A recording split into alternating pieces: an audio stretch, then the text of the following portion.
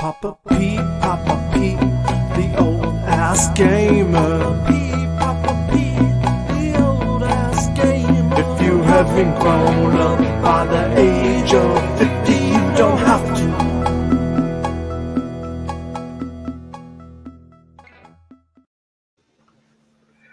Hey guys, welcome to the live stream tonight. I've asked Jeff from Go Game Go to join me tonight to watch the chat. And in case I get too excited and pass out, he can text Mama C and tell her to come pick me up off the floor. But so this is all right out of the blue. I had no plans on doing this tonight until about 2 hours ago. It was really weird. This afternoon, I'll tell you a little story first. Is Luc from Intellivision Collector, the Intellivision Collector, as I like to call him, sent me a message about 2:30 this afternoon, 3 o'clock this afternoon. It says, he says, I guess you must be having your second Christmas. And I wrote back to him and said, what are you talking about? Well, go check your porch, see if you got a package. I went out, looked all around. There was nothing. As a matter of fact, I had been out for a while. And when I live out on a country road, and when I was coming home, I passed the mail vehicle that was coming along behind me, dropping off the mail. So when I stopped at the house, I waited. I waited for the mail person to come and put the stuff in their mailbox in case I did have a parcel or something, just because I was right there. Save going back outside, and there was nothing. Anyway, he told me, he said, well, you're supposed to be having this package arrive today, and it says it's arrived. I knew nothing about this, any of it. So needless to say, I started to get a little frantic. He eventually told me so. It's supposed to be a surprise, and sorry to break the surprise that way, but he said, C-Mart sent you a package, and it's there. And I said, well, no, it's not. And I went out and looked, and I was starting to kind of freak out.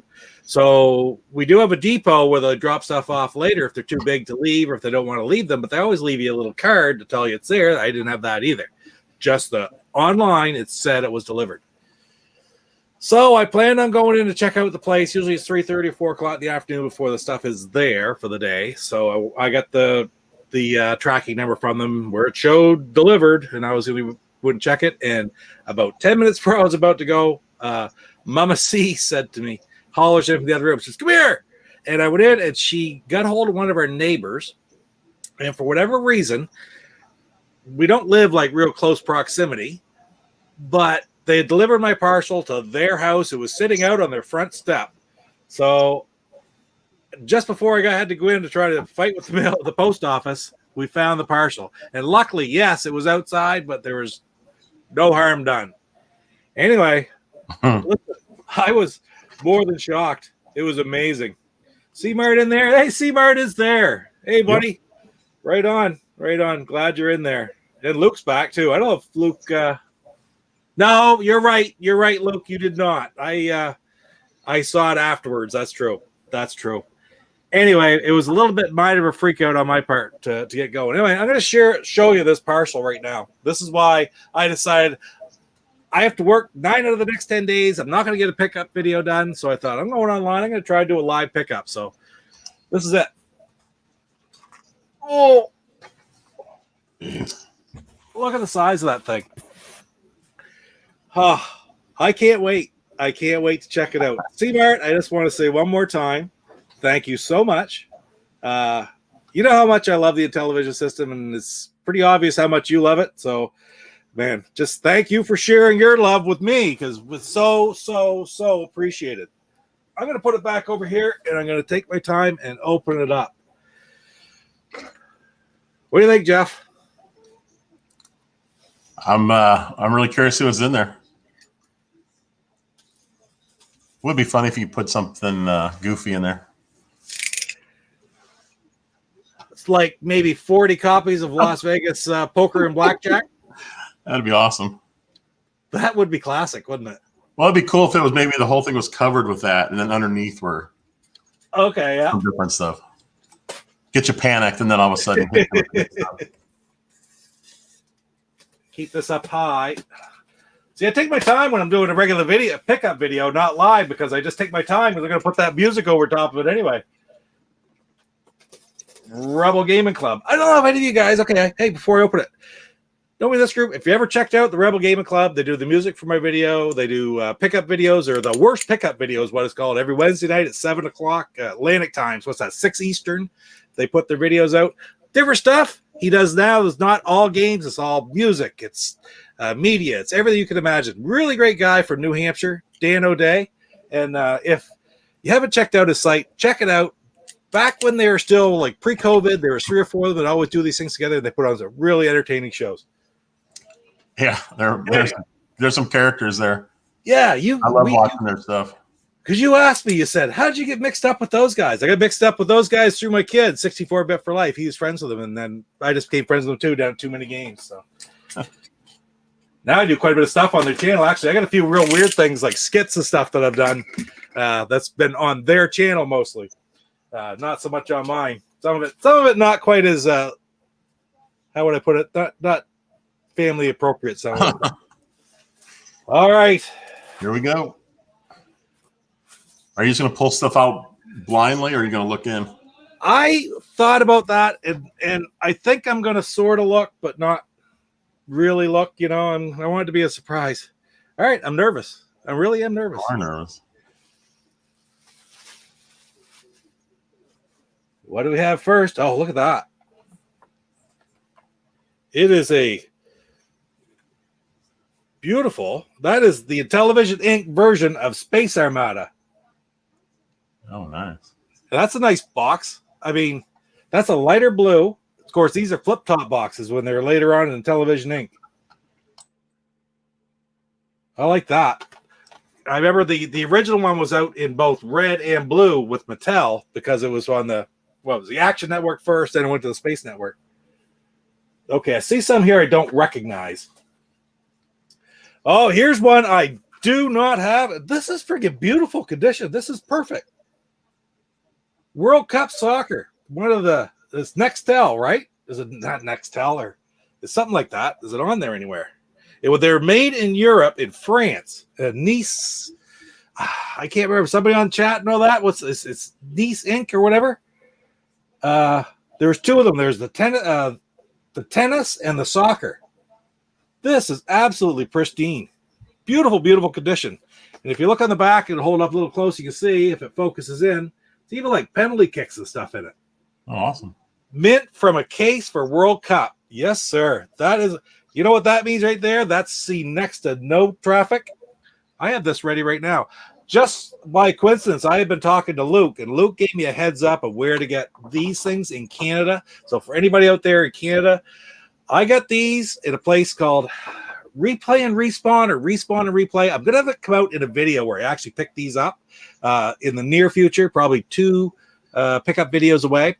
And it's a great spot because I bought a lot of them from the States before, and I paid the same amount in Canadian funds for these that I did in American funds before.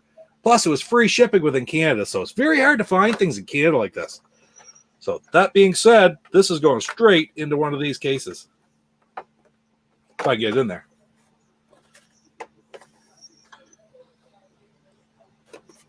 Tight squeeze. That's a tight one there. I don't know. I might not use that one again. I have some bigger ones too, but it fits absolutely perfect. Beautiful. Oh my God. Thank you. All right. Here is one. Look at this. Mattel Electronics Bump and Jump. Oh. I mean, I thought at one time we had this. I thought I'd played it. I do not have that game. That's one of the few original like Mattel games that I didn't have. Wow. And that's one of the arcade classics, right? Because this is one of the 3. What is it? Burger Time, Lock a Chase, and Bump and Jump that are going to be coming out on the Amico. They're already announced for the Amico, so that's awesome. Oh my God, it's a real fun game.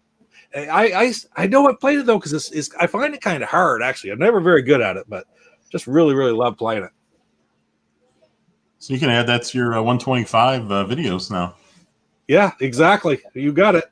That and World Cup Soccer. I didn't have that at all. Who do we got in the chat? Who's in here? There's Christian. Tire Creep just came in. Tire Creep. Hey, Creep. Carnival. Bump and Jump is fantastic. All right. And look at that. And like I say, Christian said he saw the Intellivision Inc. ones that Luc sent me, and there is a pristine copy of Astro Smash. Absolutely fantastic game. So that's amazing. It's beautiful. It's absolutely perfect condition. I like how the blue is just that little bit lighter shade. My God, that's amazing. Thank you. All right. This is the Intellivision Inc. version of Motocross. I have a copy of Mattel Motocross that looks like it's been through. That's the way I always put it. It looks like it's been through the Boer War, but that's all right. This one is just about perfect. I've not played this game. I got to be honest. I've not played this game as much as I probably should have. I got to try it out some more. There's a few of these games I'm going to do in the 125. I don't even know what I'm going to do other than Sub Hunt. I'm not 100% sure what we're going to do after that, but I like mixing in games that I played a lot in the past, a little bit in the past, and then some that maybe, because there's obviously some games that I haven't played at all. I played this one a little bit, but man, that might be a good candidate to do quite soon, actually. But thank you very much. That's awesome. Motocross. Well, these boxes you're getting are in great shape here. They are.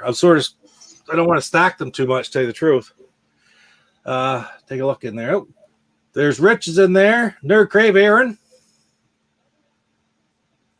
Jonathan, how you doing, man? Hey, Big Dumer's there. Chris, good to see you, man.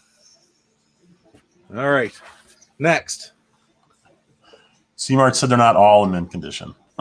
Well, they're pretty freaking awesome, I'll tell you that.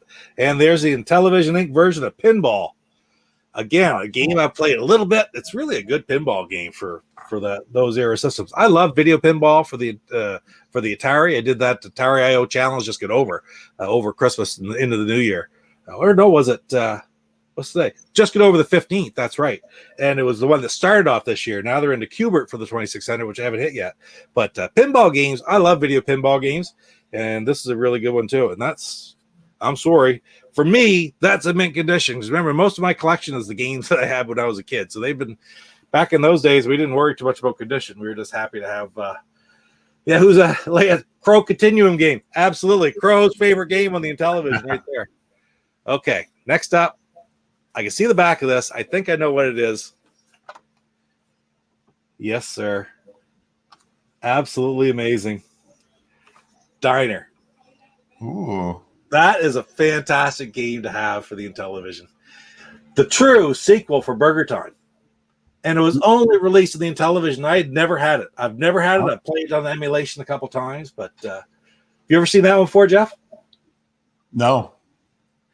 It's hard to get. It's fantastic game. But it is the official. This is the true one and only sequel to Burger Time. Only available on the Intellivision. My God, thank you so much. I'm going to put that in the case too. I'll wait and do that afterwards because I'm a bit in tight. I see what ones I want to put in.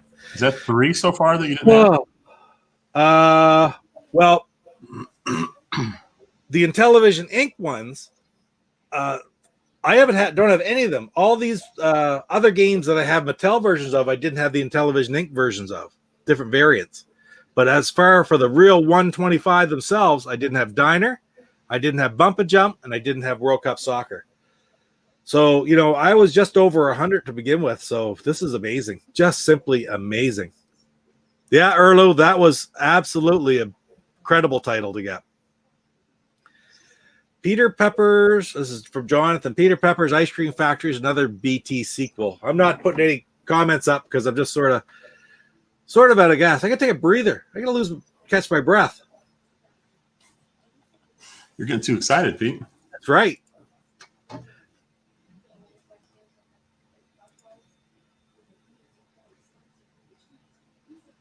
There are more 125 games to come. Oh, boy.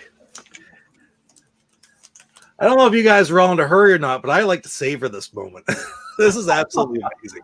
I mean, this is just never going to happen again in anything because this is my favorite system in the world, and I'm getting games that I've never had before, games that, I never had seen before, other than really on TV, or I might have seen a couple. You couldn't even find them. When I went down to Too Many Games, which is one of the biggest gaming conventions in the Eastern Seaboard, frankly, You couldn't see any. There was no Intellivision games there per se. Hold it. Lance has a great idea. What is it?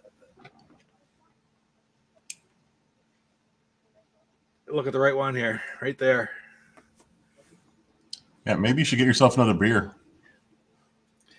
Oh. El Espinazo del Diablo from Good Robot Brewing Company. 5.6% alcohol. And where's Good Robots? Right in Halifax, I believe. Yep. 2736 Roby Street, Halifax, Nova Scotia. Where'd you pull that out of, Pete? I have my secret stash.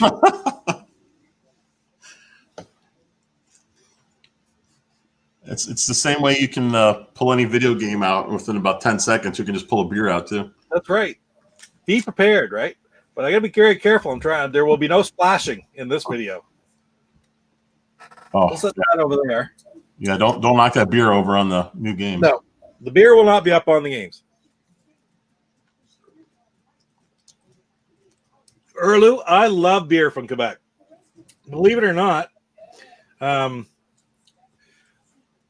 I love just Labatt 50, which you can't buy here in New Brunswick anymore. And I also I like Laurentide. I don't know if they still make it or not even, but not to mention, I've just not tried many of the actual microbreweries up there. I can remember being up in Chicoutimi one time. I was actually, it was in Chicoutimi? Up in Saguenay anyway. And there was a little microbrewery restaurant, and we went there all the time. They had fabulous beer, but I'll tell you, the beer up there, your average beer was like 7% alcohol, so it was you couldn't drink too many of them, or at least you didn't do very well after you did drink too many of them. But yeah, what's that? Your son wants a shout out. Well, there's 64-bit right there. Yeah, shout out from the boy. Yeah, I told him I was on here. Pretty impressive. Yeah, I'm just relaxing now. This is good. All right.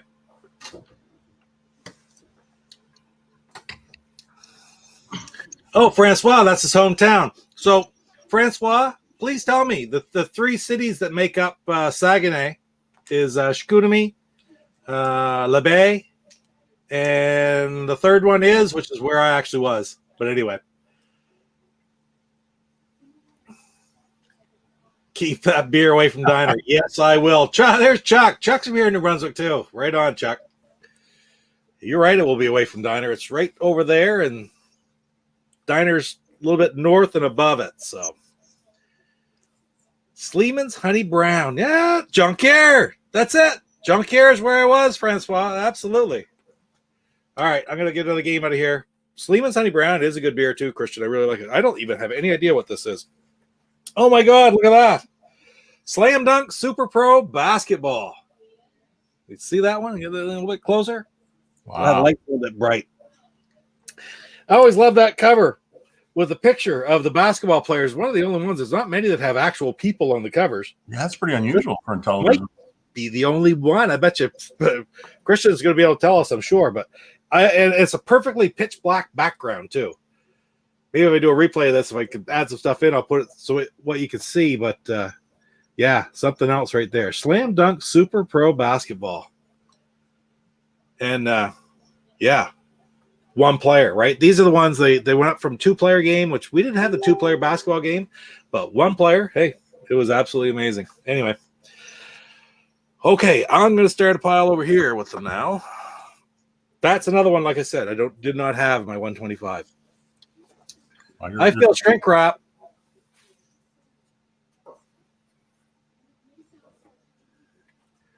Oh my God.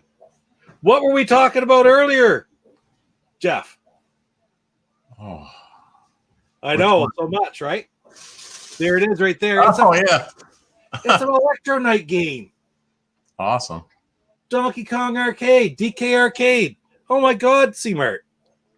That's exactly one you were telling me about before the show, right? The exact one I was telling you about, because yeah, this is the way to play Donkey Kong on the Intellivision right here. This one, and there's DK2 as well.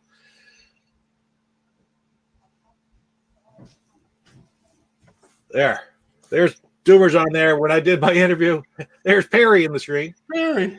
interview with Pete, I almost brought a Sleeman Honey Brown, but figured it was too mainstream. It was the beer that got me into beer. The other Sleeman is not incredibly mainstream. I was going to do this up too, wasn't I, Jeff? We'll go like that so we get a little bit better picture of the games. Oh, there we go. Yeah, there we go. Okay. Oh, my God. That's amazing. And no, I don't. I have very few Electrolyte games. Wow.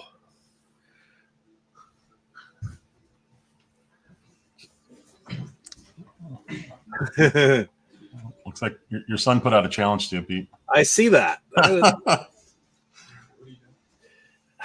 I guess that will be a challenge next time you're home. Oh, my God. I didn't even look at what I was holding in my hand. Look at this. Oh, Dig Dug. Another one. Little story behind this. Got to tell a little story behind every friggin' one. And of course, Atari Soft was in production, and they created the 3 games they did make were Defender, Pac-Man, and Centipede, right?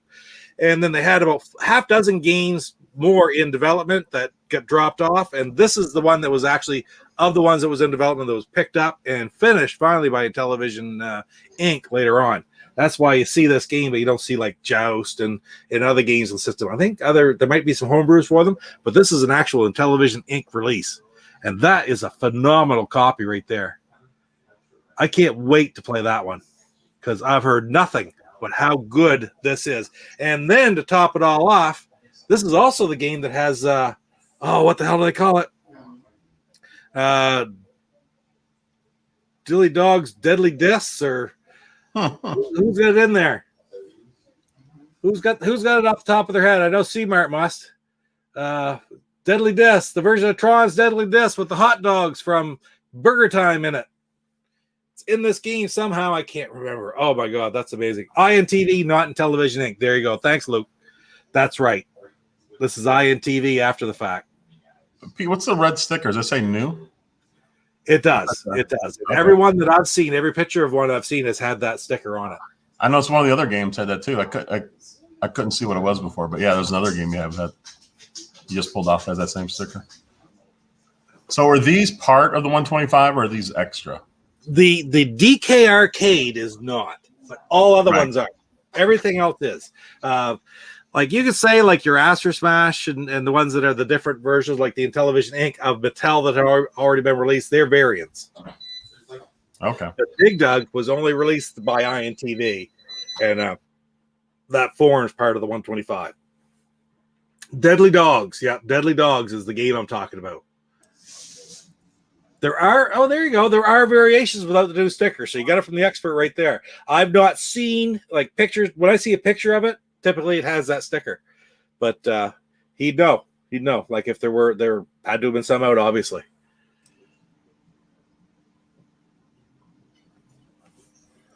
All right.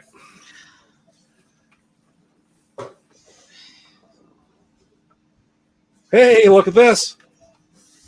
Buzz Bombers. And that is the Intellivision Inc. version of Buzz Bombers right there. That's awesome. I like the artwork for the cover. Yeah, it's really neat. It's kind of a neat idea for a game. I call it a bit of a knockoff of heading for a swim. All right, good for you. Go have a swim, man.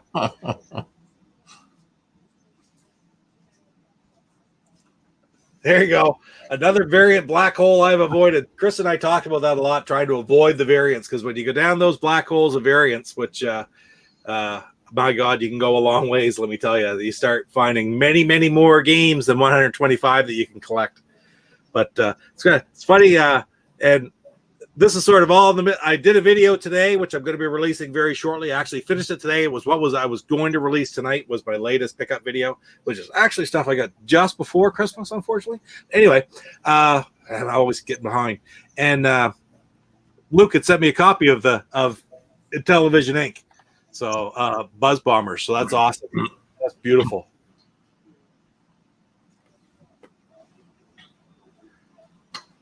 All right. Yeah, that's what Chris says. Usually people call it a Centipede knockoff. And when you play it, you can see that. Oh, my God. Holy crap. It's another Electrolyte title. Homebrew. The Lost Caves of Kraz. This has been around for a long time. How old was this? This game has to be. Am I wrong in saying, Luc or C-Mart, that this is 5 years old, maybe more than that, 7 years old, and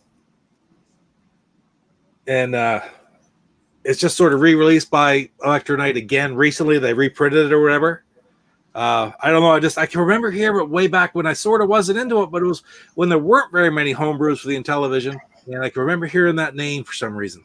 So I'm thinking it was that old, but I've always wanted to have that game. I was actually talking to Luc about, hold whatever I bought from him recently because I want to buy a couple games. This is one of the ones I was going to buy from him. So that is awesome. Thank you so much. I love these homebrews. It's just amazing. Just amazing. And if there's anybody on here from Canada, there might be an opportunity to get an LTO Flash because there were a couple left over as of last night in Canada to be sold. Mine's on its way. And that's the multi-cart that you put the ROMs on to play. So it's pretty amazing, really. Right on. That Dumer got his shipped today and mine shipped today as well. So I haven't gotten the email yet, but I was talking to him earlier today and I gave him the money last night. So I've been looking forward to the LTO Flash. If you don't know what an LTO Flash is, it is, like I said, it's a multi-cart that you can put the micro SD in with the ROMs and play it on the original Intellivision system. So absolutely amazing. And for some of these, of course, you can get the ROMs. You can buy the ROMs to also play them on your LTO Flash. So, all right, now we got packing peanuts. Oh my word, the games are there. And just try to get one out.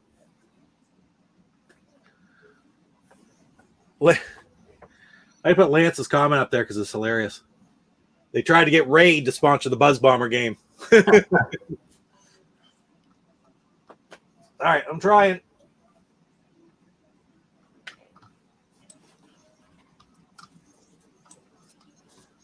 All right. Oh, look at this. French-Canadian copy of Utopia. Absolutely beautiful. One of my favorite games. I'll give you a sneak preview right now. The plan is right now this will be the final game of season 1 of the 125. So if I get to that point, I get things. My plan is to sort of regulate the releases, which I've been pretty slack on. But I'm looking at trying. My goal is going to be to. I put that comment up right there. Props to Steve Jones, a trusted seller. Don't be afraid to buy from people. Absolutely, that's who we've been dealing with. I don't know how to pronounce Josie's name. Joe's had them all.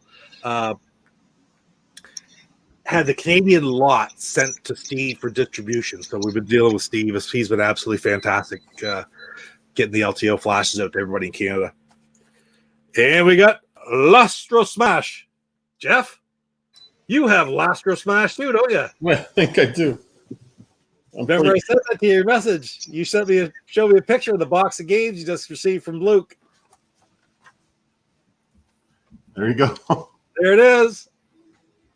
Lastro Smash. Doesn't get any better than that. Right on. Yeah, I just pulled a Papa Pete, pulling an Intellivision game out really quick. That's right.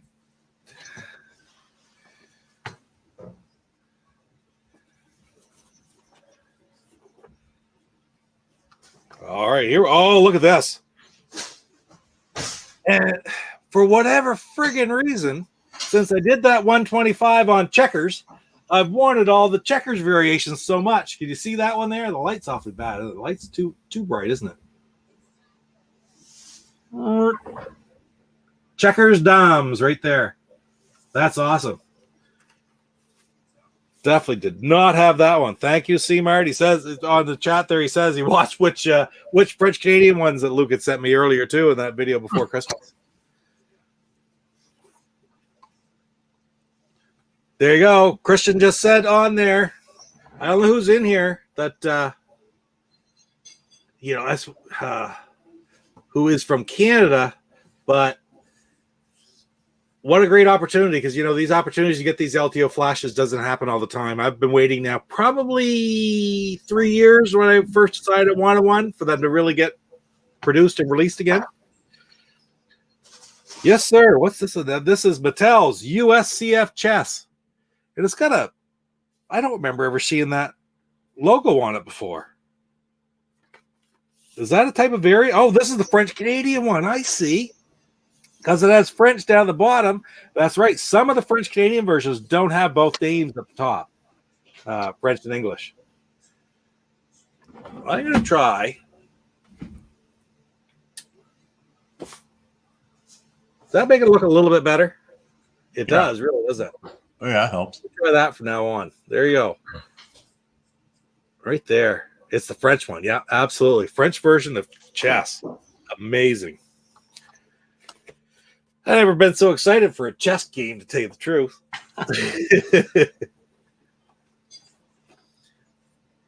Absolutely, DJC. Isn't it incredible? And Reversey. It's the French-Canadian version of Reversey. Yes, sir. Wow. I'm going to have to start... I'm looking around here.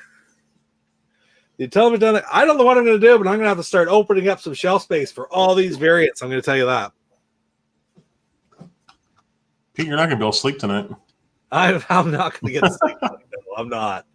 You're absolutely right. All right, what's this one? The French-Canadian version of soccer, NASL soccer. Le Soccer de la NASL. Right on. This is sort of different because it's got a sticker on the back. Now, maybe the other ones did too, but I didn't notice it. No, it's written right on the back, but this one's a sticker on the back for the Mattel copyright 1979 Mattel Canon Incorporated. And that's where you really get into variants, eh? Variants. You're going to need some new space. Yeah. I certainly am. I'm going to have to start tearing down walls in here and just putting up shelves. All right. Next one up. Space Hawk. That's beautiful. Faucon de l'espace. That is awesome. I love this game. You know, it's a game that doesn't get much love because I'm going to be quite honest. Even back in the day, it was hard. It's a hard game. But it's something I think has a lot of potential on the Amico to be developed and turned into a fabulous shooter, like Asteroids clone type thing, which is what it is. But it was difficult to control. And of course, Space Hawk had the infamous, if we can't find the bug, we'll turn it into a feature where they said that occasionally, you'll just hyperspace at random. So you're playing the game and you just hyperspace randomly. And since they wrote it into the manual as such, it all of a sudden became a feature. All right. NHL hockey, Le Hockey de la Ligue Nationale. No, Le Hockey NHL. You don't call it. It's LNH. Oh, yeah. What game is it that's got the real weird spelling mistake? Maybe we'll see that in here too. NHL hockey, Le Hockey NHL. That's funny. Because I could swear it would be Le Hockey. It's Ligue Nationale de Hockey, so it would be LNH. Anyway, Pete, it looks like Mama C's on board for tearing down more stuff to put up shelves. Oh, really? No. Yeah. See, there are no secrets here, are there?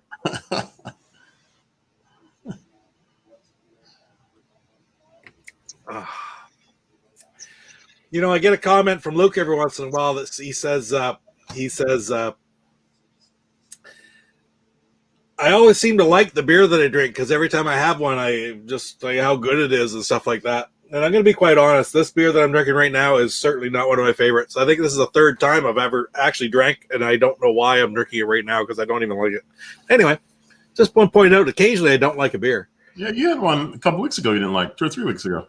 I think that was the first one. It was like 2 days after. It was funny because it was 2 days after Luke and I had that conversation. Oh, Le Quille bowling.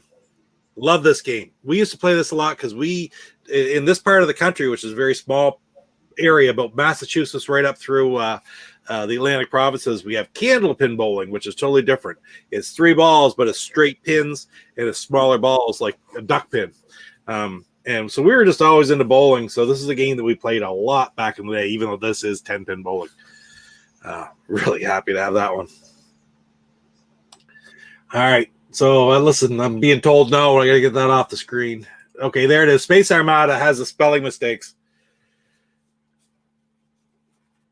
I saw him have a post on that recently. And here we go. Yes, sir. French-Canadian version of Frogbog. And Maracage à Grenouille. Maracage à Grenouille. Say that again, Jeff. What's the name of that in French? Frogbog. Frogbog. That's it. Maracage à Grenouille. That's awesome. That's freaking incredible.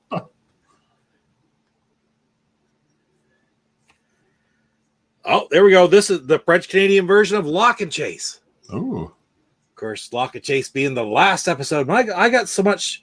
So I didn't realize how many people love this game. So many people, of course. And then it was so funny then to find Chris. I don't know if Chris is still there or not, but Chris being the world record holder in the television Lock and Chase and seeing his game online, and I'm talking to him and having a chat with him here on the live stream. That was absolutely fantastic to do that game. So many good things come out of that. And we got another red one. Oh, the French-Canadian version of, spoiler alert, my absolute favorite Intellivision game, Tron Deadly Discs. You got it there? There we go. Right there. Yeah. Beautiful. So for the French and the English versions, the boxes are pretty much identical except for the copy. They are. Even the titles are the same. It's just you look at all the wording on the rest of the front cover. Like at the very top, it says intelligent television, and this says La Télévision Intelligente aussi. And down below, La cartouche inclus s'emploie avec l'appareil principal de télévision. Or téléviseur couleur seulement. So that's the differences right there. But some of them had both titles, but not for something as mainstream as like Tron Deadly Disc, which is almost a trademark. I really, really hope. I really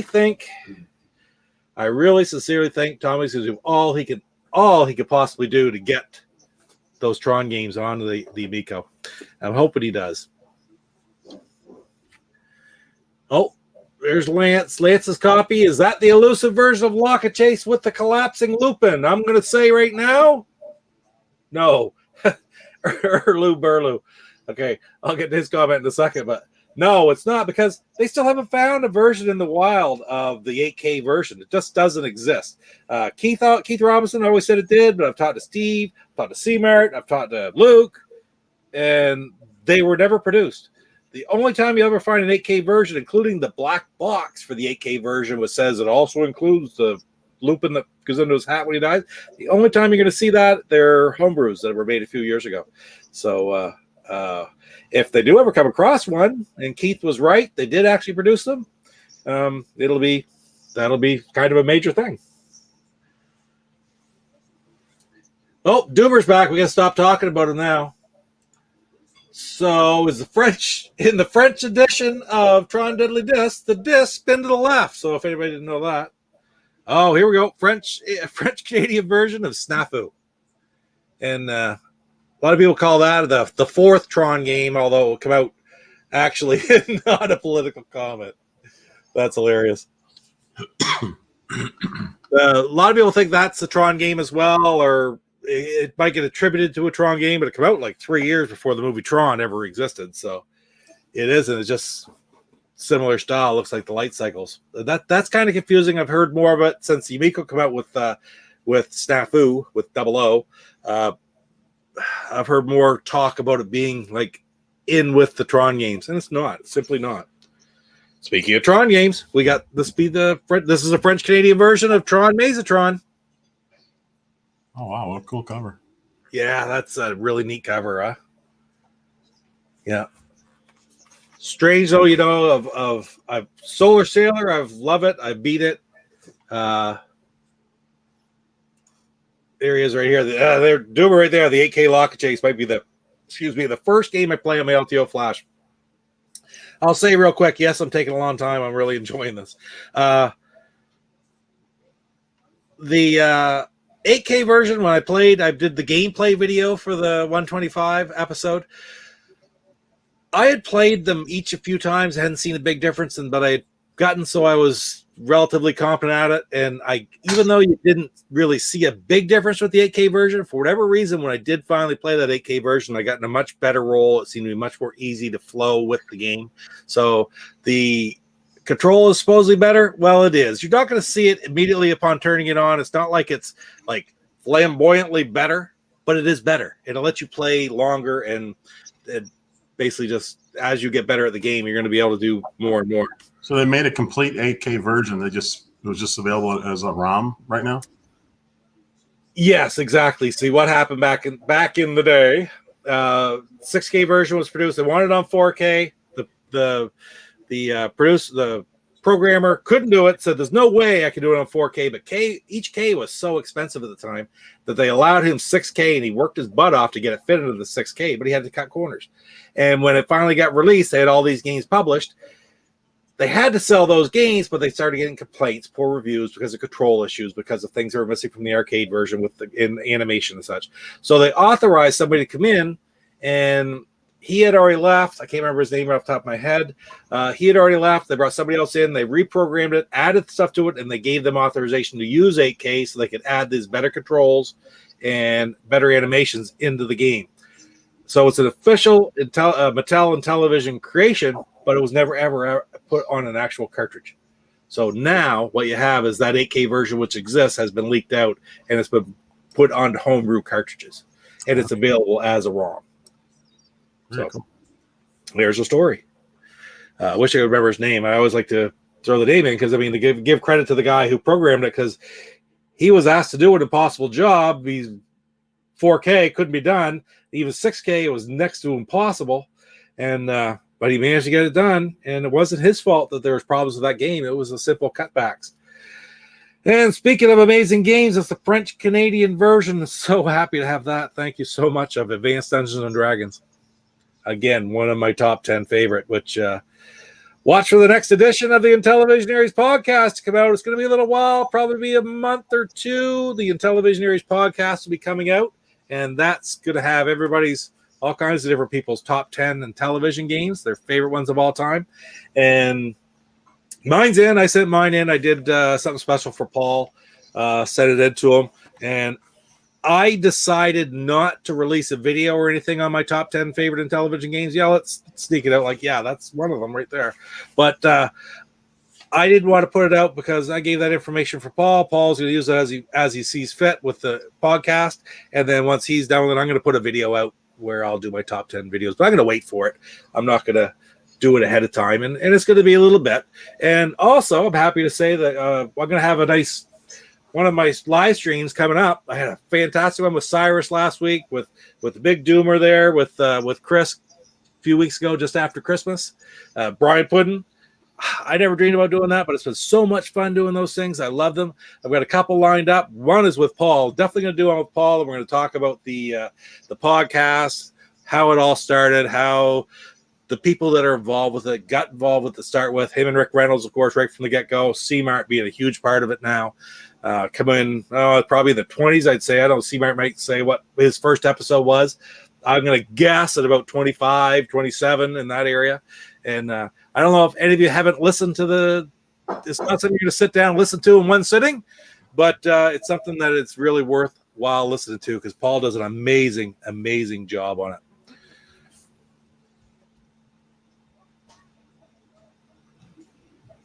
Okay, I'm trying to put something up here. It's just not coming up on my screen. Cool. Oh, there it is.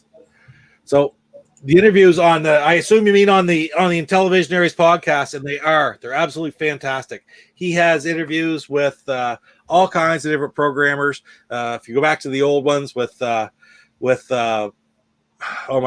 Keith Robinson and Tommy Tallarico, well before.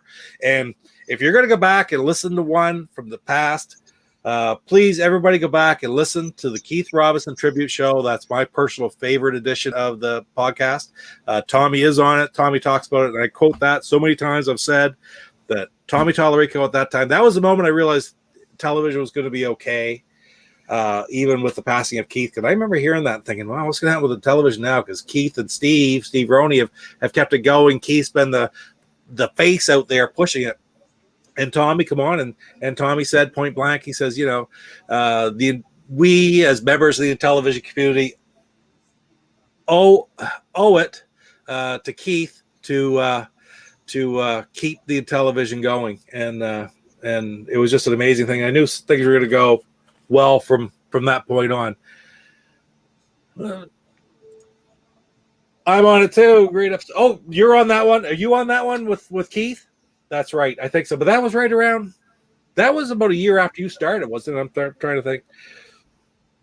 I think it's into some games here because I got quite a few left to go. Space Battle.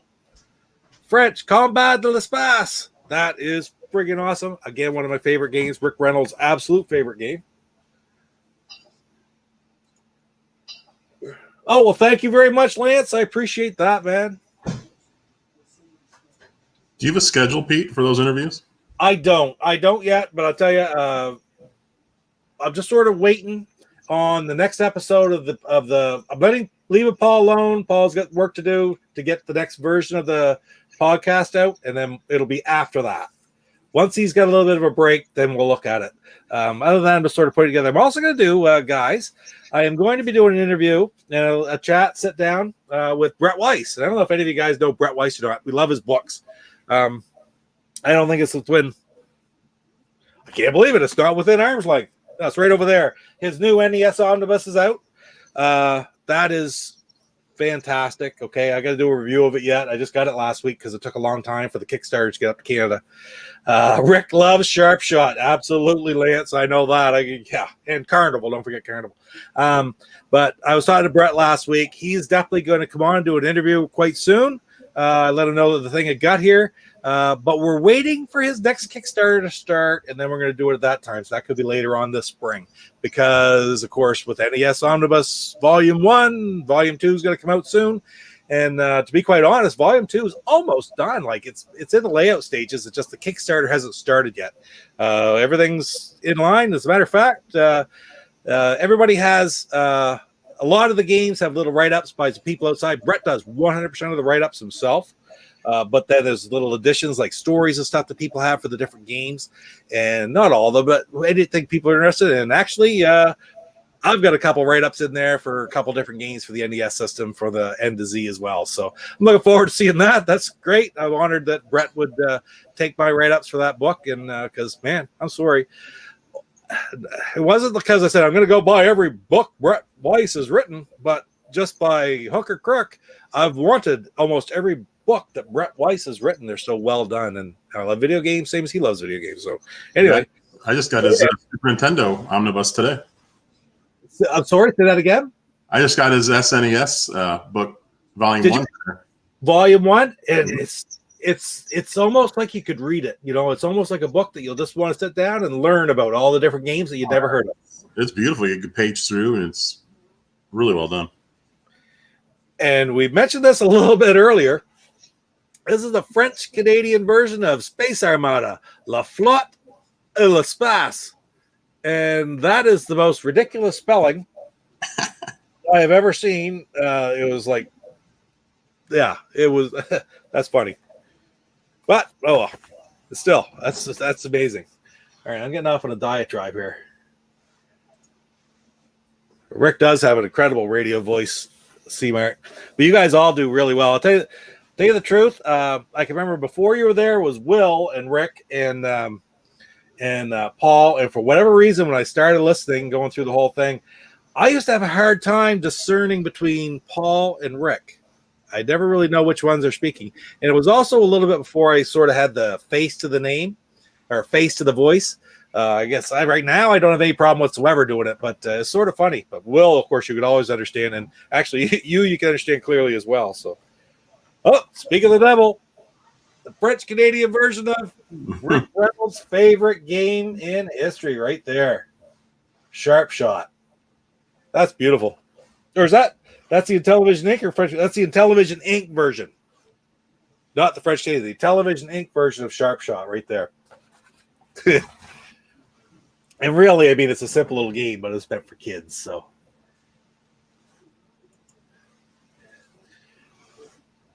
Yeah, and a face for radio as well. Don't be so hard. Are you being hard on yourself here? No, you don't deserve that. Okay. Oh my God. 125 alert right here, guys. A 125 alert, a game that I've never had. I've played it very, very, very little. Thunder Castle. Oh my God, I've heard so many fantastic things about this game right here. And the little bit that I've tried it, I haven't had any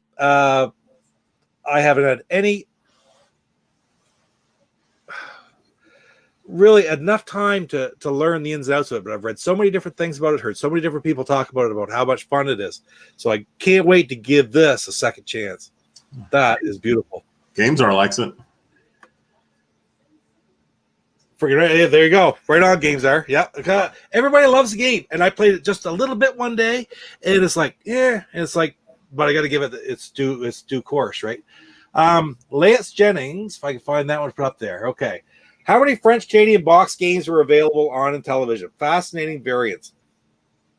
And unfortunately, and we've talked about this before, Luc's the Intellivision Collector website isn't still online, but when it was, Luc had some great lists that you could download, checklists for the different variants, and I think the French Canadian version was one of them. And I believe that I do have it downloaded here somewhere, and I started checking it off. I have to find it. Yeah, I have to find it in my little mess of things as I do it. I track 56 Canadian box version is what Dumer says. But anyway, maybe someday in the future, you may see something come back and you may see those reappear on the web somewhere, those checklists from Intellivision Collector. So we'll see. But they were very helpful. You had checklists for, I think, Intellivision Inc., Sears, French Canadian variants, the 125, of course. But anyway, they were really great. I remember printing them all out and using them for my collection. All right. We have the French Canadian version of the shifty-eyed dealer himself, Las Vegas Poker and Blackjack. So I think I said it earlier on, but C-Mart sent me a message. Says, well, maybe I just sent you a box with 40 copies of Las Vegas Poker and Blackjack in it. That'd be pretty funny pickup video, wouldn't it? That would have been classic. All a different variant. All different variants. Yeah, really. Oh, there's Luc right there. Okay, maybe that I was confused a little bit there. Right there. No complete list for French Canadian games. C-Mart was working on one, so it'll come. It'll come. I know that if you go onto Atari Age and check the actual list of the official 125, it's C-Mart's official list of the 125 games. So if anybody's going to come up with that absolute list, C-Mart's going to have it. Shouldn't it be Edmonton Poker and Blackjack? I don't understand that one. Oh, yeah, well, why not? Canadian, right? Oh, beautiful. This feels an amazing shape. La Course de Chevaux. Horse racing. French Canadian version. That's beautiful. And we're going to see something along that lines on the Amico. I know that for sure.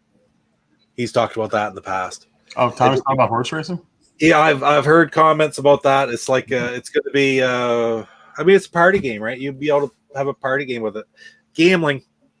So the gambling is the only aspect of it that may not be good, but there you go. C-Mart's almost got it. Someday that'll be released right there.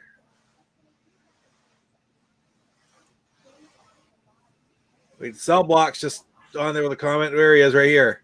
So are the Canadian LTO available? I was told they weren't yet. As of Sunday, they were available. So we were talking about that earlier on here, Cell Block. If you have the connection, go to Intellivision Invasion on Facebook and search it out. You'll find the information for it there. And right there, that's Rich's comment. We're talking to C-Mart's list for his own 125 quest. And it is. It's the perfect list. Absolutely. I can't miss that comment either. Horse racing. Gotta love it, DJC, right there. Video on horse racing. I always say games like that, like horse racing. How am I going to do horse racing on the 125? But now that I've done checkers, there's nothing I can't do. Yeah, if you can do checkers, you can do anything.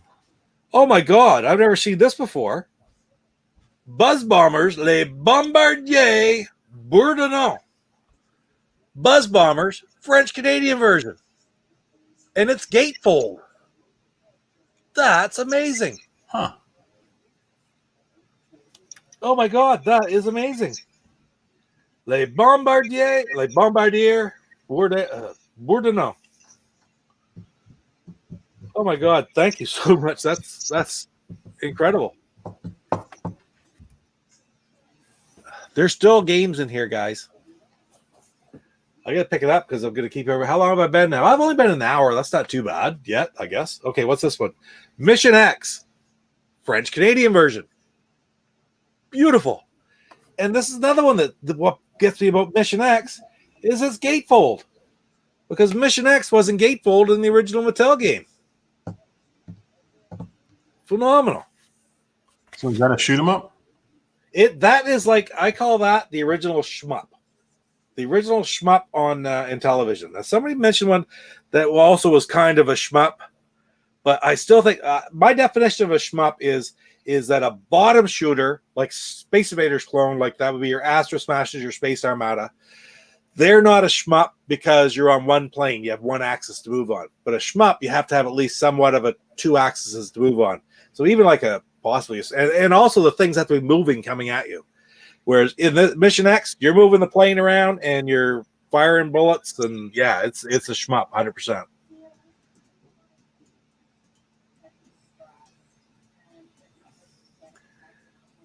Love the gatefolded television boxes. Me too. That was why so many boxes still exist for Intellivision games nowadays, because of the gatefold. Same as like the clamshells for Genesis games. You still have them.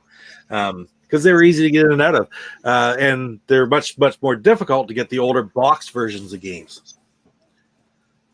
All right. Oh my God.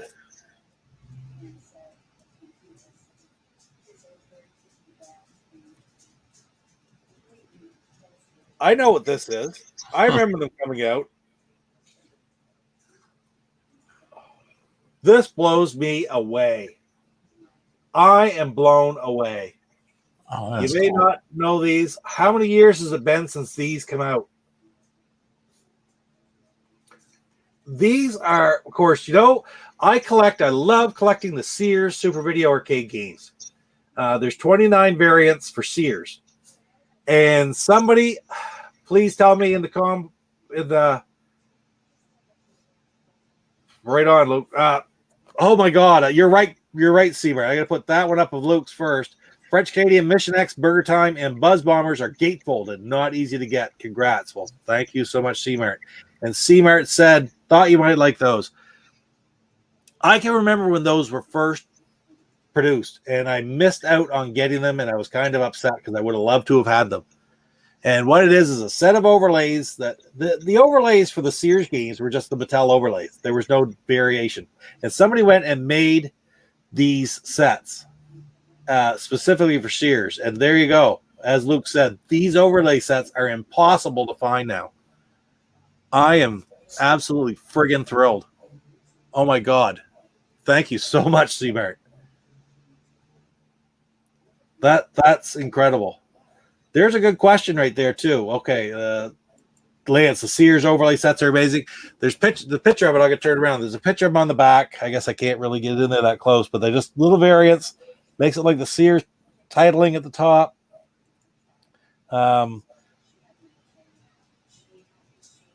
Dumer, Luke, were Sears games originally sold in Canada. I've never seen them in the wild, just from collectors. Yeah, see, I don't know that. U.S. as well. I don't know if they were sold in Canada or not. I didn't think they were at Sears in Canada. I thought it was just the U.S. because that's where all the ones in my collection, they all came from Sears in the U.S. That's amazing. I'm kind of speechless right now with this one. Sorry. That's where I need you to talk, Jeff. Sing a song for me or something. So is this, I'm not familiar with this. So is this overlay set, was it out originally during that time period, or is this something newer? This is something quite new. Like I'd say it's 5 years old now. it's got to be about 5 years since they made them. And somebody made, like, let's say there was, I don't know how many were made, but not very many were made total. Okay. And they're like a homebrew. They're especially made. I wish, do you guys remember who it was that made these? It's like Psycho Stormtrooper or something. I don't know who it was that made them. Their overlays. Oh, and the cart label stickers. 30 pairs of Super Video Arcade overlays. 29 style matching cartridge labels. And each label has a laminated surface. That's what's in here are the labels for your cartridges and your overlays to use that are specifically for the Sears versions. Does it make any difference to the game? No, but it makes them into full Sears games. Yeah, that's what Luke just said, right? Yeah. So I love the Sears games. Sorry. The original overlays were the same as the precisely. That's right. Okay. There was no difference in the cartridge. There was no difference in the overlays. The manuals are different and the boxes were different. That's it. So somebody said, well, we have to fix that. There you go. Look, we don't know this. It's spelled right, but this is who made them. I'm on the wrong screen here. Right there. Made by Phil Bolin. And he went together and he made these, boxed them. And I'm blown away because that's something that I always wanted, that I thought, because I didn't Boland, that I didn't get them 5, 6, 7 years ago, whatever it was. I was never going to have them ever. And thank you, C-Mart. Right on. How do I go on from that? Pete, I just looked that up on eBay. I don't even see anything on there. You wouldn't see them. So this must really be rare. They are very rare. Not even one copy. Very rare. Wow. Like if they're, I don't know if there were 150 made.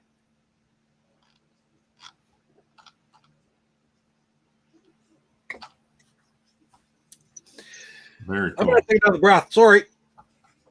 I've been an hour. It's not too bad yet. Okay. So what were we just talking about? The French-Canadian version, the other gatefold, the third one, there's Burger Time.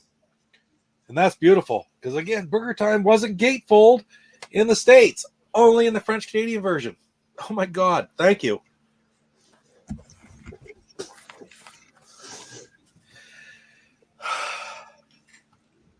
Pete, you're going to have to, you might want to take a break.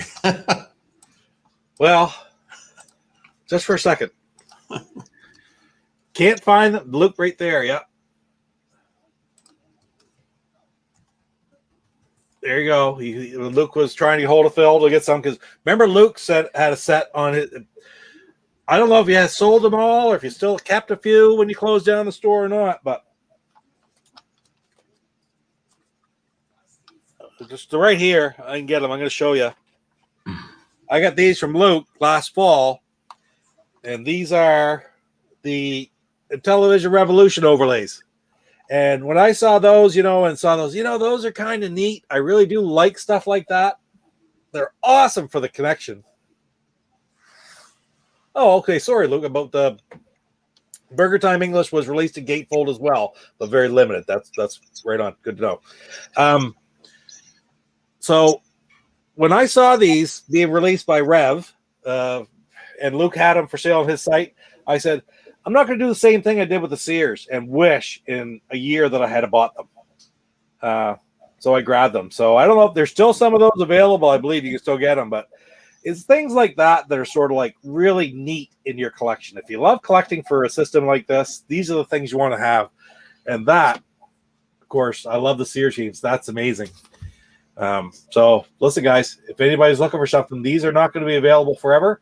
They're all the different homebrew games that are released by Intellivision Revolution.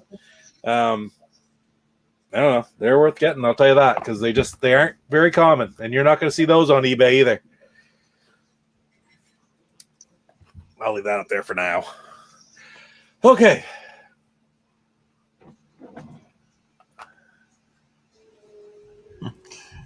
DJ, what I was talking about. Okay. DJ Steve says you got him in a buying mood right now. He's on eBay. Who is that? DJC says you've got him in a buying mood. He's on eBay searching. Right on, DJ. Go for it, man. I want to see those pickup videos when you get your new Intellivision games. Work your way into that 125. That's beautiful. Okay, there's what I was saying about before. I had made the comment about in the U.S. it was always a flip-top box. Luke corrected me there that actually Burger Time English was released in gatefold as well, but only in a limited run. I've never seen any of those gatefold, and now that Luke says that, yeah, I've heard people talking about that. That's one that people try to get, but it's not all that easy to get. All right, yeah, there's DJC. Why would they do a limited run for the gatefold?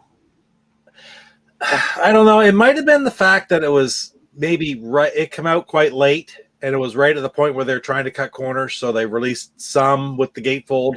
Oh, but first, and then it was a big selling game because the story along the lines, and the boys will straighten me out if I'm totally wrong, but I don't think I'm totally wrong. Burger Time ended up getting some huge promotional push because I can't remember what it was that they had, whether it was the when they finally pulled off the computer or the Aquarius or something like that. They had bought all this time for promotion, and then whatever product they were heavily going to promote, they ended up canceling. And it may have been the Aquarius, it may have been the original keyboard, but I think it might have been the Aquarius. But they still had this time, but not the product. So everything get dumped into Burger Time promotion. So they sold a ton of Burger Time, and that really would be one of the more popular, most well-sold Intellivision cartridges, I would say, even though it came out quite late in the existence. There's lots of Burger Time copies around. Let's take a look.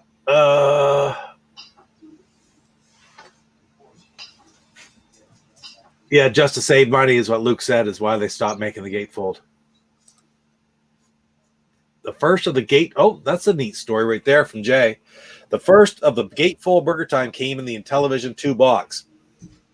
And excuse me, I do have a box upstairs at a Intellivision 2 that has the. It looks like it's nobody's ever pulled it out. The Burger Time is in it, so that's probably one of the gatefold. I didn't even know it. Very cool. The Aquarius and ECS both. So that's confirmation of my story about how Burger Time, because there's tons of commercials. You go online, you'll see Intellivision commercials, and you'll find one, maybe two for some, and then in Burger Time, there's a few different, not too many, but a couple different commercials for sure for Burger Time, because so much get dumped into its promotion. All right, Chris, thanks for stopping, man. The way things are going now, I might still be at it when you're done your dinner.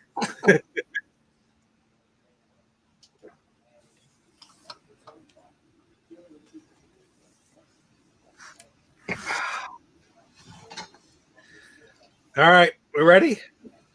Ready. I am getting there.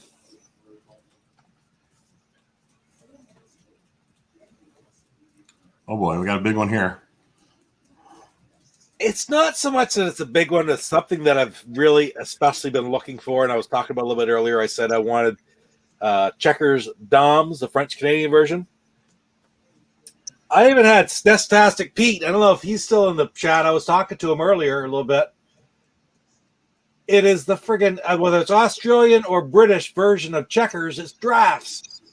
And I've talked about this, and I said, I want to get those variations ever since I did that Checkers video. Oh, my God. That is amazing. Thank you so much. I've heard, I think, I forgot he said that one. Seems to me I heard Luke talking to somebody about that a while back, and he said that he had to go to Australia to get his copies of drafts or whatever. But that's amazing. Like, good old Checkers. Nothing better than all of a sudden you do a super video and I'm excited about Checkers. I hate the game. I always hated the game as a kid. Now I kind of like it, but I just like collecting for it, really. That's something. I can start another pile over here, I guess. Bam. Thank you.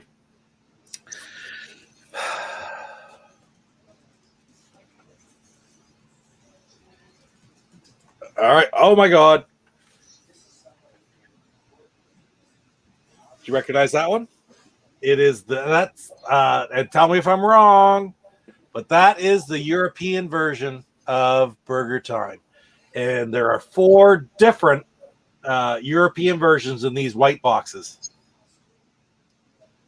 There's Burger Time. I'm going to try to think off the top of my head. Burger Time, Mission X. That's the one I should forget, really. Vectron. And what the hell's the other one? There's one more anyway. Somebody's going to know it.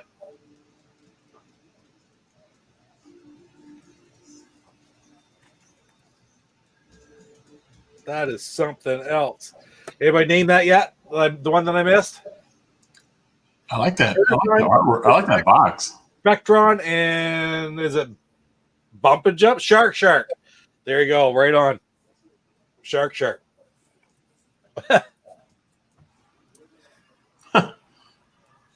Slappy, you gotta make some sort of smart friggin' picture out of this. I'm telling you, I am just baffled right now. This is something else. I'm looking at the screen. I'm not even looking at what's in my hand, and oh my god, I know what it is. This is another one. This is a 125 alert right here.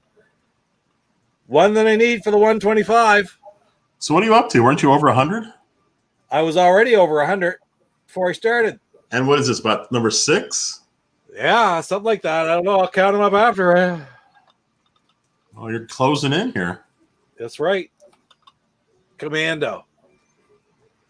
That is something else. Oh my god.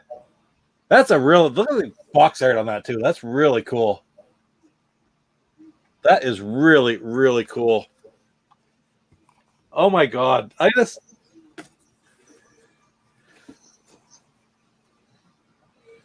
right. I don't recognize this from the back. Oh my god, it's another one. The 125 alert right there. Jeez. Thin Ice. Thin Ice. Oh my god. Which is a television answer to Kicks. Who was it? Julie Hoshizaki? Is that who programmed that? I think it is. Oh, is this a game where you wall off like territory? That's exactly right. Yep. They got that. Lay It Slappy needs to make a version of Cyrus Martin Math Fun. Absolutely. That would be awesome. Creeper just recently got Commando hard as nails. Listen, I always found all the Commando games hard on any system, even the arcade. The arcade actually was the easiest one of the bunch, I think. But still, they're all fun to play. Wow. Keith Robinson game. I gotta check that out. Is that right? Lance, Keith Robinson programmed that one. I know Keith. I should be looking. I think Keith had programmed parts of this game, and somebody else picked it up and finished it up or something like that. But I had to double check that because I just looked at that the other day. Oh, there's a little variant thing too. So, move it over. So the Thin Ice sign. Oh, I'm on the wrong one. The Thin Ice sign on the front comes in white and yellow, and this is the white one. So that's really cool. Oh my god, Pete, I'm gonna be back in like 1 minute. Yeah. Don't pass out on me. All right, I won't pass. Tell you what, I'm gonna wait for you. Get yourself a beer and relax a little bit. So this is a Picaroon's Dooryard, which is a seasonal beer. I'm not supposed to have this time of year. It's a summer ale, actually. I've had them on my channel before. They're one of our favorite beers. Usually I drink this one with an orange in it, to tell you the truth. Summer wheat ale. But it's a mild 4.5%, and it's just it's a great beer to drink in the summertime, sitting out on the porch, whatever, when you don't want something that's too strong. And it's one of my favorite beer of all time, to be quite honest. Fun indeed. You're not kidding, Creep, man. Like I said, it's like all other pickups for eternity are going to pale in comparison to this night right here. And to think, I don't know if any of you missed the conversation at the beginning. I explained a little bit to begin with, is that I didn't know this was coming, and it was marked as delivered. And I got Luke sent me a message, said, "You must be having a good day." And I thought, or he said, just like Second Christmas. And I said, what the hell are you talking about? Long story short, man, the parcel was delivered across the street. And I had no idea. So for about an hour and a half, I knew that this parcel that was coming was delivered across the street. And then when we got that all sort of solved, it was at a neighbor's house. And then I saw it was from C-Mart. It was like, oh my God, crisis averted. And now that I see what's inside of it, like everything was fine. But all right, here we go. You ready, Jeff? I didn't even have that. What color's that? I can see it. I'm looking at the screen. Your neighbor had no idea how much joy was in that box for you, Pete. None whatsoever. But maybe I'll have to buy them like a bottle of wine. Say that. Yes, sir. Defender. 125 alert right there. I did not have that game. We were talking about Atari Soft earlier, and I did Centipede already for the 125. Amazing. Simply amazing. That's an interesting box. That doesn't look like the rest of them. It is, but if you look at this is Atari Soft, and of course you see Intellivision written right across here. If you look at the Intellivision boxes, and just bear with me for 1 second because it's very close at hand.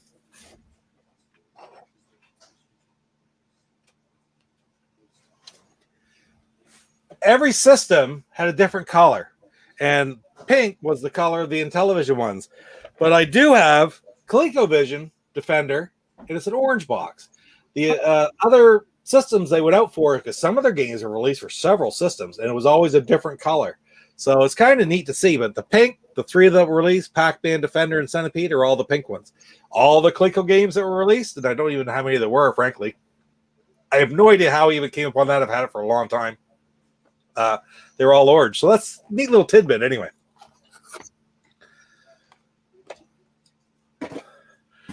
Okay. This one feels weird. Oh my God.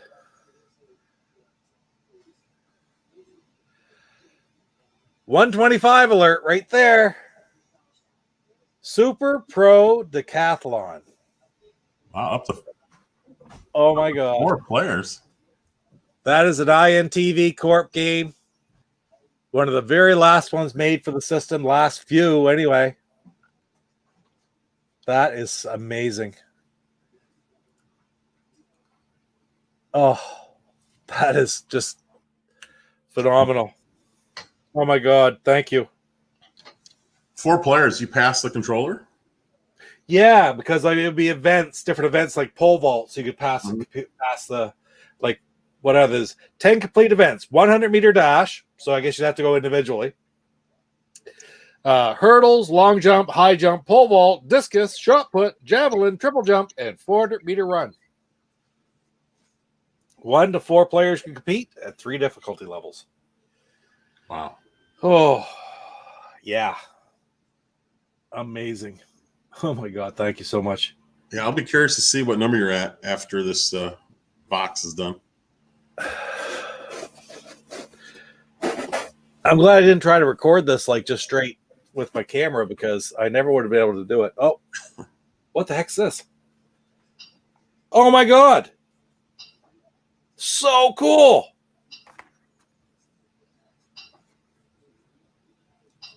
All right. Is this anything fall out? No. Is this what am I looking at?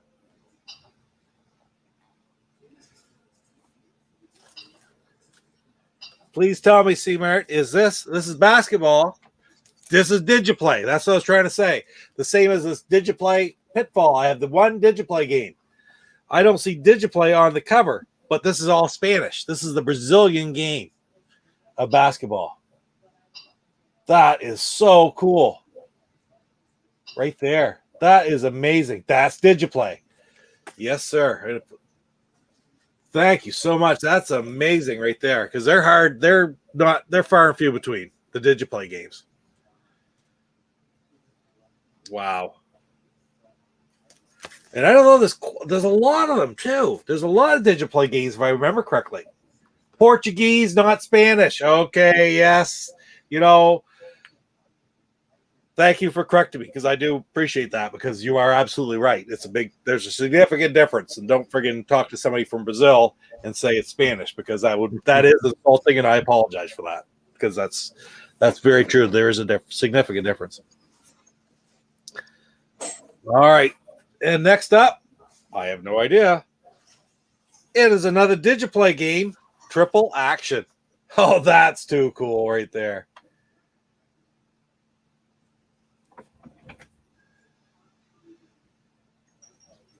That is too cool. Yes, sir. Where are we going to put that one? I'll put that one over there. We're getting there, guys. You're running out of desk space, Pete.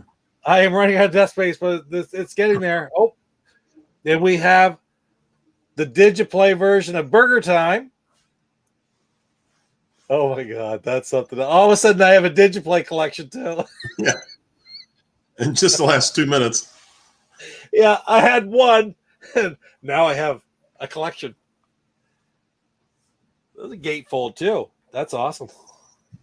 Were all the Digiplays gatefold? The difference inside, the way that it's set up, right, with the where the manual slides in. It's set up like the Intellivoice games are like that too. No, the Intellivoice games, the manual slid in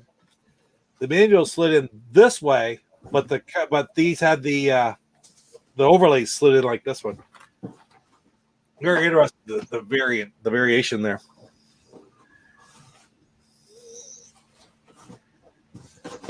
I knew she was too, and I apologize for that, Luke. All right.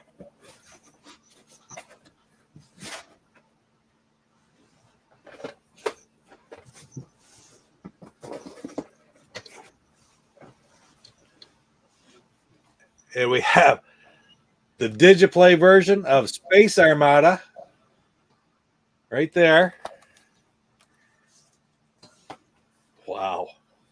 You're going to have a whole shelf of Digiplay games here. We'll keep going here. What's this one? Horse racing. This is the Intellivision Inc. version of horse racing. I think there's one more in the box.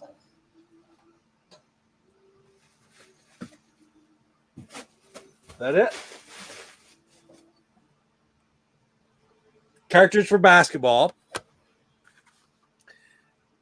And last but not least, what do we say? 40 copies of Las Vegas Poker and Blackjack. But this is the Intellivision Inc. version, which I didn't have. That is so awesome. Oh, my God.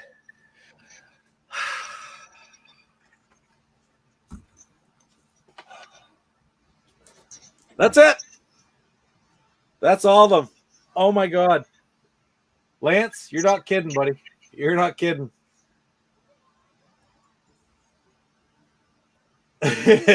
Chuck lives not too far from me. Actually, Chuck's from up in New Brunswick as well.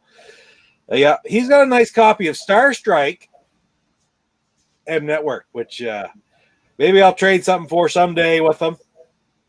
Because I love the M Network games, of course, too. If you love Mattel, you love the M Network games as well. There's only a couple of those that I still need. Oh, my God. Yes, absolutely. Chris, friggin' awesome. Fantastic call. It's I don't know. Thank you so much, C-Mart. I just don't know what to say. This has got to be, for somebody who loves the Intellivision system like I do, the most amazing thing that could happen to any game collector. And you made it possible. So, you know, how much more can I thank you? It's absolutely phenomenal. Thank you to Jeff for coming on here. Yeah, I told Jeff earlier this afternoon, I went on and said, Jeff, come on with me, because I'm going to be dumbfounded. You know, if I don't know what to say, just carry on the conversation. Don't let me miss anything in the chat. You know, so. That's one of the best unboxings I've seen. That was amazing. Yeah. One thing after another. Wow. I mean, I'm speechless. I am literally speechless. I'm just rambling. That's all I'm doing. I'm just sort of looking to see things to pop up on here. That bacon ice cream, what a great pickup vid. Glad to have caught it. Yeah, man. Thank you. Thank you. Wow.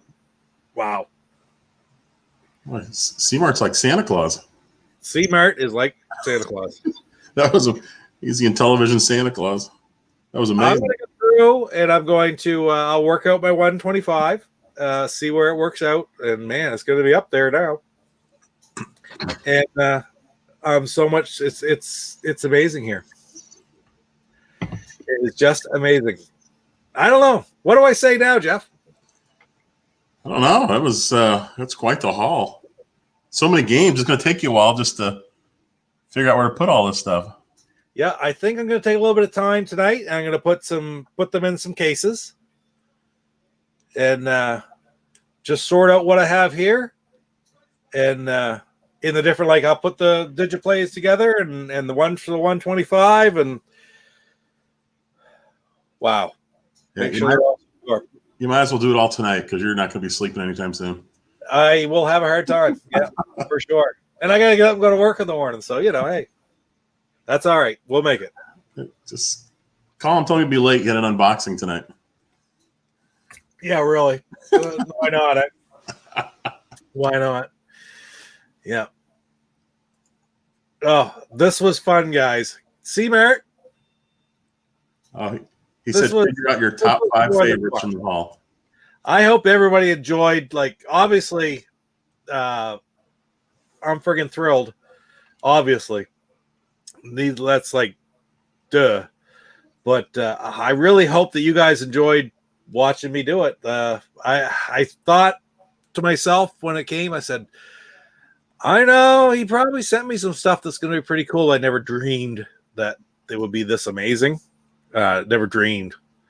And I wanted to share it because I enjoy shit. That's why I do videos, right? You do videos because you like sharing stuff like this. And I love talking about the Intellivision. I love playing the Intellivision. And my God, the LTO Flashes are coming out this week.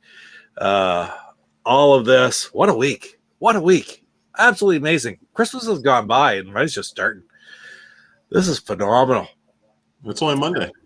And it's only Monday. Monday's a good day of the week. Monday's a really great day of the week. So thank you, Luc. And I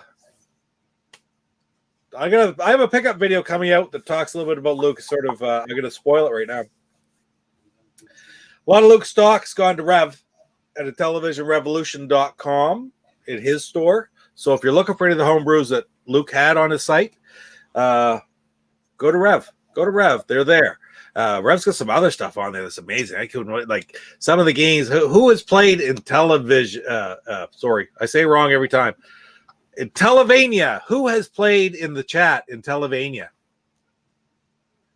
Anybody? Brock just got his LTO Flash. Right on, Brock.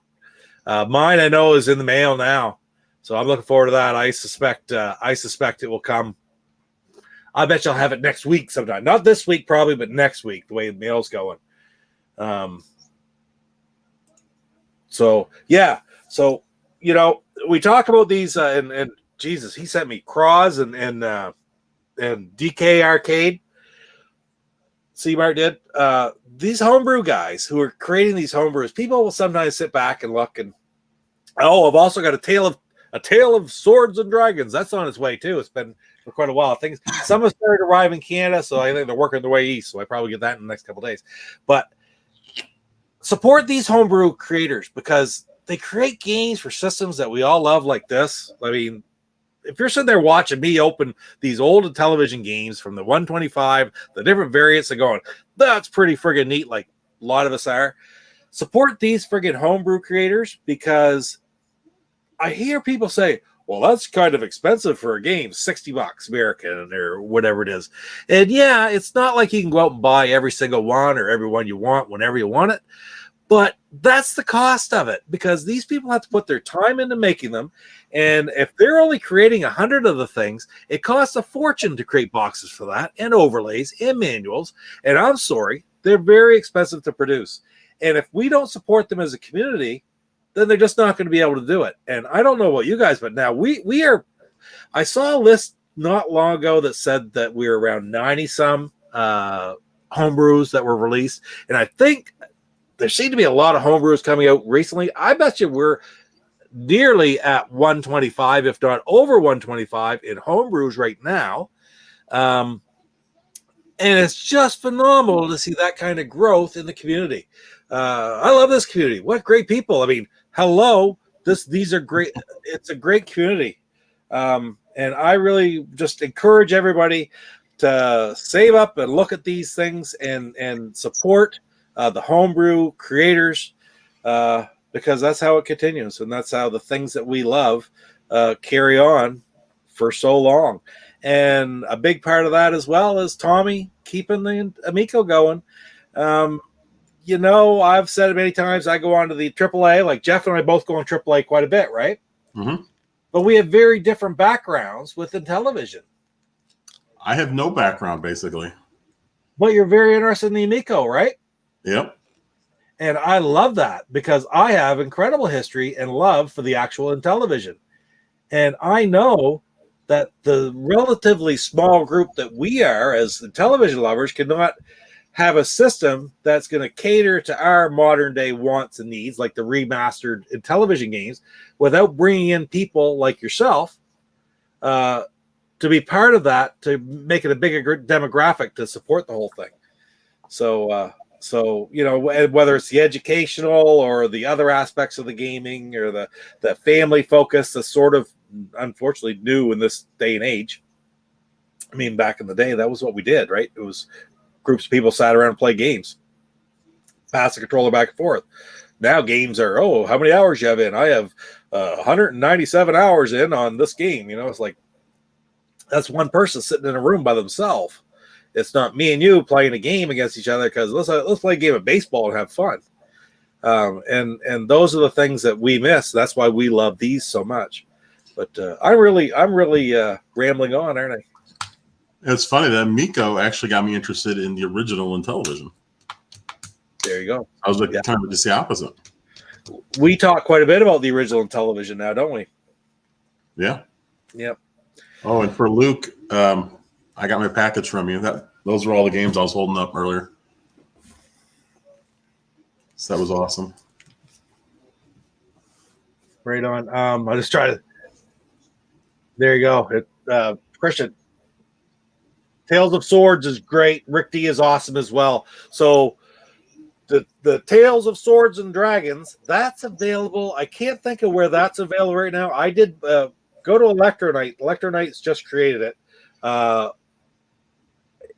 The first wave just shipped recently, but it is available to order from stores somewhere. I can't remember which one. I don't think it's Rev right off. Rick Dynamite, I don't know a whole lot about that game, but he just came out with that game, and it is available on Intellivision Revolution website. Now, you know, like I said, realistically, I can only pick up what I can pick up. But I certainly do not complain about the prices of the games, because these people put friggin' heart and soul into these games, and they're doing it for those of us who love games just as much as they love games, and they deserve every cent that we send them for it. So, yeah, I don't know. I mean, I don't know about the Intellivision homebrew stuff, but I know other homebrew guys that are making actual cartridges and stuff. They're not making much on these things. No. Even though the cartridges seem expensive, like you said, the packaging is I'm sure is a killer for the cost. And yeah, they're not making a killing here. So yeah, you're right. If you want to see more, I think the majority of us here in this group right now, well, if you're sitting here watching this, you're a shelf person. Okay, you love playing the games, but you love this too. Okay, and I love this. I'm a collector. One of the first I made a video when I started my channel, not long into it, where I talk about just why I decided to make a channel, why I collect, why this and that. I've collected crap since I was friggin', pretty small. And, you know, it's just like there's those are the things that I love. And you can make games, you can make the ROMs and sell the ROMs, but I want the box, and I want the overlays, and I want the manual, you know, and you got to pay that premium to get those things. You have to pay it. So I don't know. I don't know. Off on a diatribe. No, there you go. There's no profit to be made in those games. It's trying to break even. Yeah. And make enough money so you can do the next game. Nobody does that nobody makes homebrew Intellivision games for a living. Sorry, it just doesn't. That does not exist, and that's what it costs to continue it. Yeah. There you go. Love the community. You got it right there, and it's a fabulous community. The people I've met in this community. I mean, it's Luke. That's why I started that community minute. Okay, and if I haven't seen it, it's like it was Luke this week, this month. Sorry, that's going to be monthly. Luke, I've got February's is all done. It's up. It'll come up. But the people that you meet, and it's nice to give some recognition to those people. And some of the nicest people I've met have been in this Amico community and the old time Intellivision community. They love it. It's awesome. So anyway, what do you think? One of the things, somebody asked me a question there. I can't see where it was. So you asked if you got a VCS. I did not get a VCS, and I'll tell you why. Is because right now, like the VCS is out. Okay. Have you ever heard of a YouTube channel called? It's a very big channel. It's called ETA Prime. Yeah, I've watched that quite a bit, and I watched his testing of it. He tore it down and looked at it stuff, and it really. It's not a console. And that was his big statement, right? He says, this isn't a console. I mean, they can say it come out with the promise it's going to be the new Atari console. He said, this isn't a console. It's a mini PC. There's no ifs, ands, buts about it. So the Amico comes out. I still believe the Amico is going to be a console, right? The Atari VCS is just, you can do whatever the blazes you want with it. It's just another smaller, less powerful computer to have with a GUI that you can use that GUI if you want. That makes it look like a gaming system. But so no, I don't have one. That being said, I don't have anything against the VCS. And will I get one? Maybe. I really would love to have one. But again, I don't consider it like part of I still will not consider it part of my Atari collection. If I want to get every Atari console going up, the VCS wouldn't be part of that. Whereas the Amico is going to be a console in the Intellivision line, in my opinion. But I grew up an Atari fan, and when I saw the VCS, I really didn't understand it, so I never pre-ordered one because I was like, I don't know what this is. It just seemed like a small computer to me. I guess that's what it is.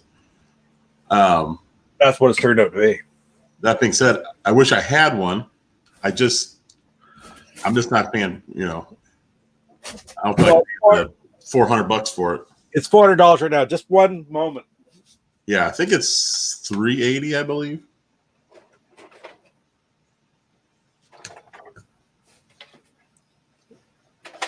Yeah, it's funny. I was an Atari kid, yet I didn't pre-order the VCS, but I did pre-order the Intellivision Amico.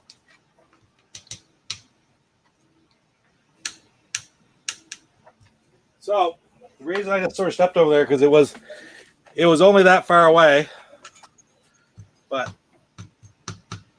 I have nothing against the Atari. I have Atari systems everywhere. I could have swore this was cleaner. No, this is the one. This is my Atari 2600 that I got when I was 11 years old.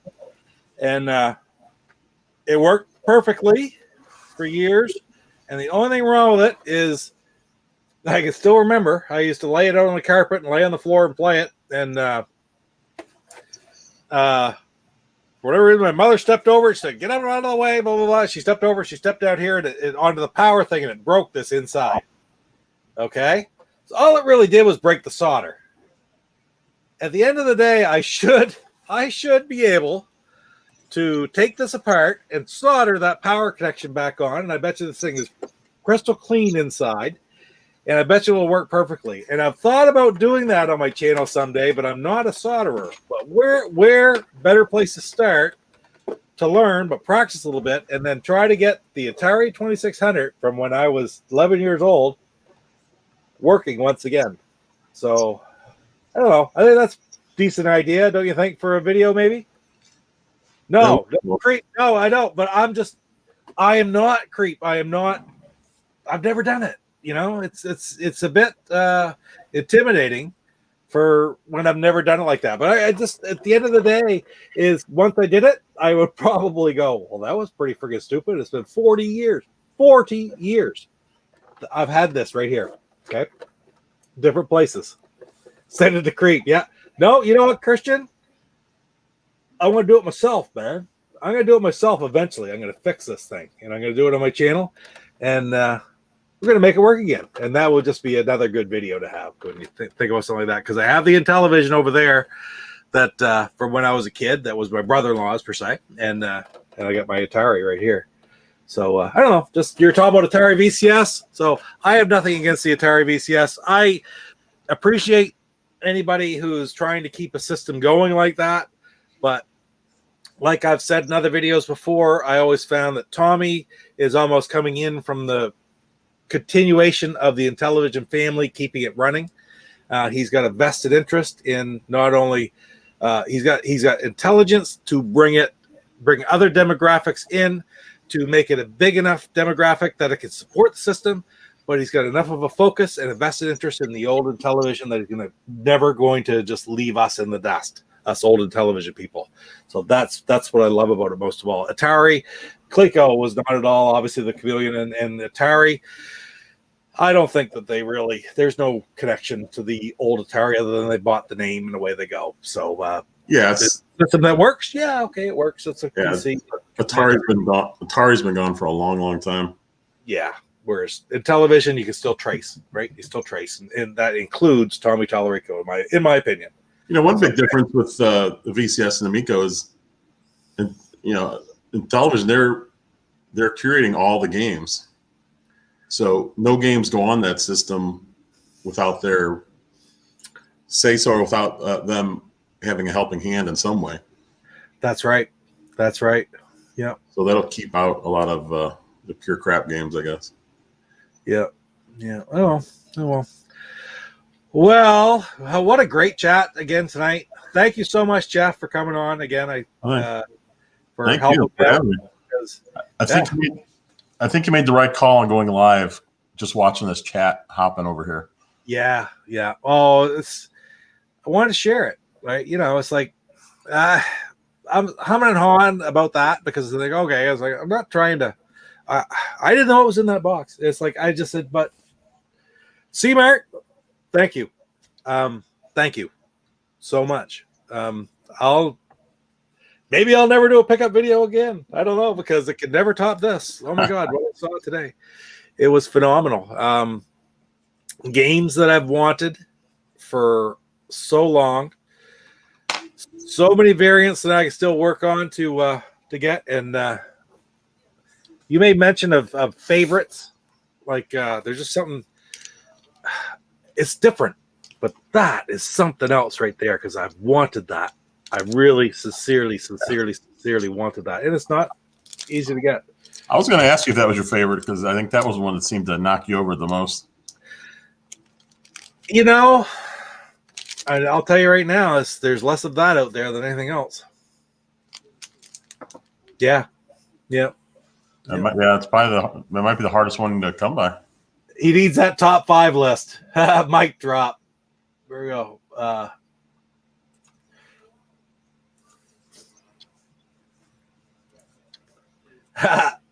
Thank you, DJC. I agree. I'm never going to have another one like this. And definitely, I'll let everybody know.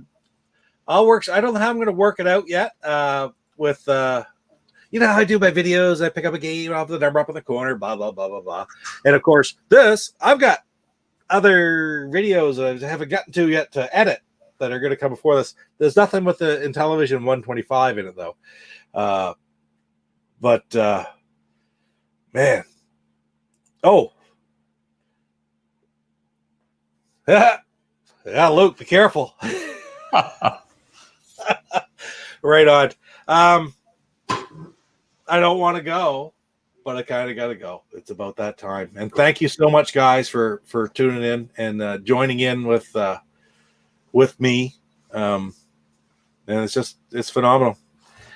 Very, very happy. I'm going to work everything out, figure out what I have here, put stuff away, work out my 125 list, and incorporate that into one of the videos I have coming up in the near future. Homework assignment, Pete. We need a top 5 later.